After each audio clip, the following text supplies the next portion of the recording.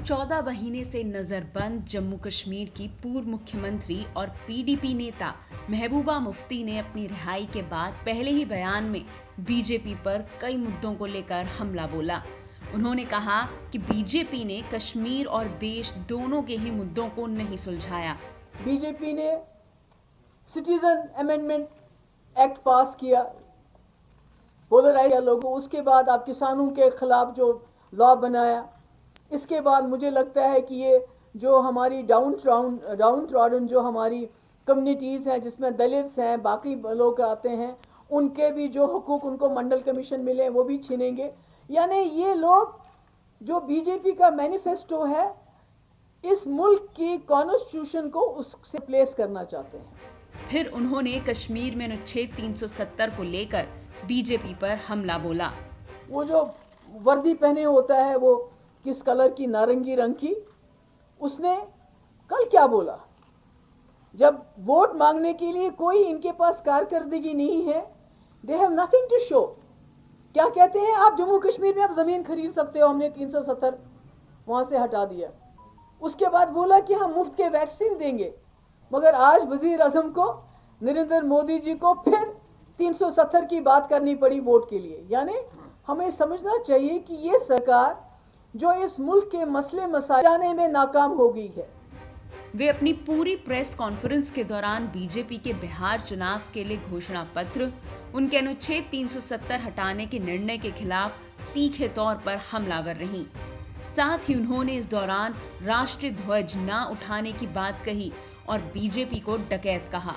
जिस वक्त हमारा ये झंडा वापस आएगा, हम उस झंडे को भी उठा लेंगे, मगर जब तक हमारा अपना झंडा डाकुओं ने डाके में ले लिया है, तब तक हम किसी और झंडे को हाथ में नहीं उठाएंगे। और वो झंडा हमारे आईन का हिस्सा है। हमारा झंडा तो ये है, और हमारा उस झंडे के रिश्ता इस झंडे ने बनाया है। It is not independent of this flag, जो हमारा इस मुल्क के झंडे के साथ रिश्ता है। जिस वक्त हमारे हाथ में ये झंडा आएगा, हम वो झंडा भी उठा लेंगे। साथ ही उन्होंने ये भी कहा कि जब तक कश्मीर में अनुच्छेद 370 वापस नहीं आता, वे चुनाव नहीं लड़ेंगी। उनके इस बयान पर बीजेपी नेताओं ने उन पर देशद्रोह के तहत मुकदमा दर्ज कराने की बात कही। आपको तथाकथित मुख्य धारा की नेता कहती है, मुख्य धारा की राजनीतिक कहते हैं, और यदि वो मुख्य धारा की भारत की राजनीतिक हैं तो उन्हें भारत के तिरंगा उठाने में आपत्ति क्यों है? और यदि आपत्ति है तो इसका अर्थ ये हुआ कि जो हम इतने वर्षों से बात कह रहे हैं वो एक बार पुनः सिद्ध होती है।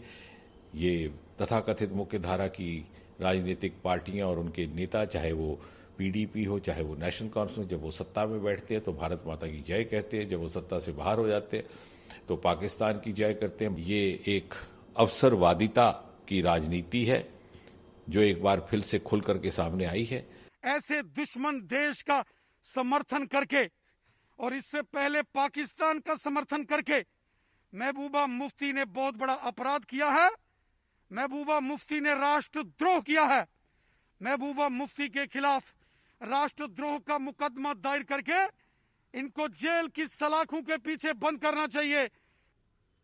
पश्चिम पाकिस्तान के रेफ्यूजी, गुजर बकवाल समुदाय के लोग, दलित समुदाय के लोग, महिलाएं, बच्चे, जम्मू के, कश्मीर के, लद्दाख के, सबके साथ बहुत इनजस्टिस इस धारा 370 ने किया।